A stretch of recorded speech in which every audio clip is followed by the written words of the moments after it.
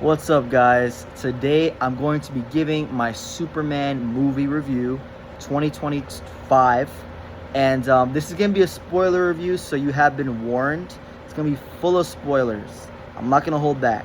So I'm going to be going into the things that I did not like about the movie and the things that I did like about the movie. So, first things first, the teaser trailer, the one that first came out a few months, like in December of 2024. The trailer looked the movie was going to be very dark, very emotional. Not dark, but emotional. It was going to have serious themes, from Superman bleeding. We've never seen Superman bleeding before, to, Krypto's coming in and he's saving Superman. He's ready for action. Paul Kent is with Clark, and Clark has his arm around his dad, and it looks very like almost as if they're on the verge of tears. To Lois and Clark having this, the soundtrack was just so emotional.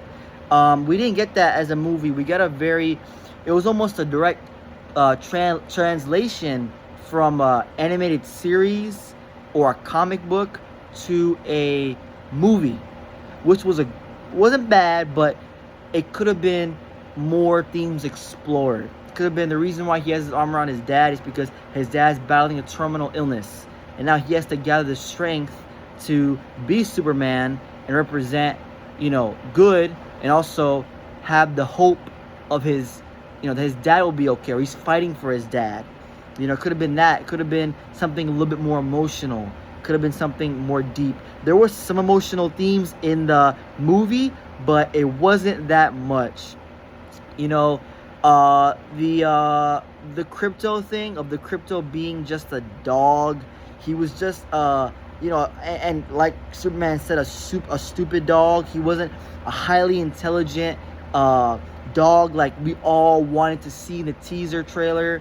We all wanted the teaser trailer, made somebody excited for this movie, made us all, expect, what's going to happen with Krypto, and Krypto is saving Superman, and Krypto is now, jumping up on Superman, hurting Superman. It's very silly. James Gunn, he kind of went through a Guardians of the Galaxy route, and he first gave us a trailer that was a very, serious, emotional, and the jokes were good, but the jokes were a little bit unnecessary.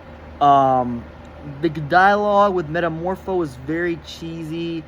From Metamorpho, oh, you're really weird when he saved them from the black hole, or Metamorpho was like, why you look so gross when he stopped using kryptonite on him.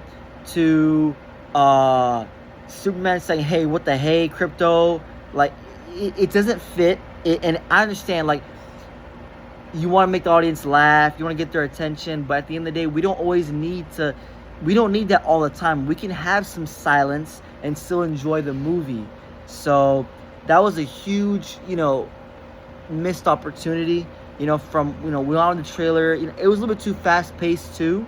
You could have taken a little bit more time to just like sit with some scenes, with some some scenarios that Superman is battling. You could have just sat with it and let us feel the weight.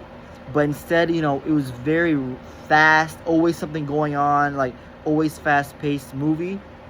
So those are some things. Jimmy Olsen being a ladies' man, I don't know where they got that from. Jimmy Olsen's always been an everyman. He's always been a shy guy. So I guess it was a joke. The nerd gets the girl, but it's very, very unrealistic. Very taking us out of the character, taking us out of the movie. Very corny, cheesy, and not really necessary, to be honest. It was a good movie without that. So getting into now the things, I'd say, so the things that I don't like about it is Krypto.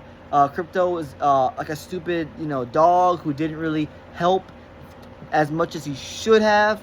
To Jimmy Olsen, that whole ladies' man arc that Lois is making a joke about, still didn't really make a lot of sense. To Hawkgirl, very oddly placed, trying to make a teenage, comic relief.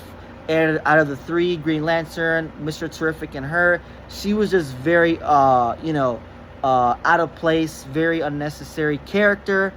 But yeah, I'd say that was really it. The dialogue was a little bit metamorpho, was unnecessary. I don't know what they were thinking by throwing that in there.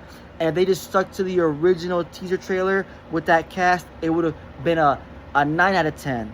I give it a 7.5 out of 10. The things I did like about the movie, I mean, they nailed Lex Luthor. Lex Luthor has never been portrayed so accurately.